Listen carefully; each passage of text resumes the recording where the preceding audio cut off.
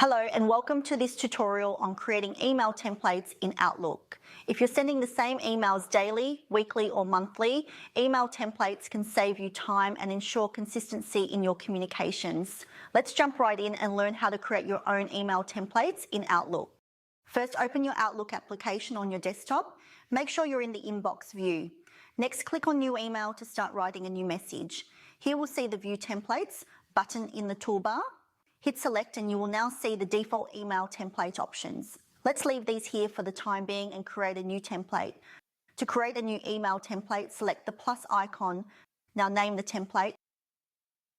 Let's add monthly summary report here as we want to use this email template each month. In the text box here, you can type in your message, or alternatively, you can copy the text from an existing document. You may have noticed that I have put in a few placeholders here, given that the dates will vary each month. You can use these placeholders as a prompt to tweak your email before you hit send. Let's copy our text here and paste the details in the text box.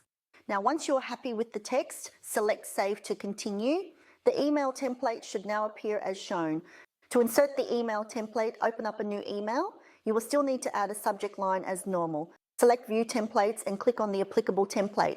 As I have created placeholders for some of the text in the email, let's go and edit the dates on these now. Given that we don't need the default templates in Outlook, let's delete these from the list. If you need to edit the existing template, select the pen icon and edit the text.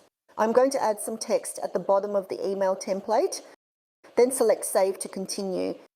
You can also add multiple email templates here by selecting the plus icon and adding a new template like we did earlier. So whenever you're writing a new email or replying to an email, you can use these templates to help save you time. I hope you found this tutorial helpful.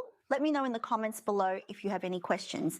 If you would like to learn how to create a professional email signature as shown in this video, click on the link here and I will catch you next time.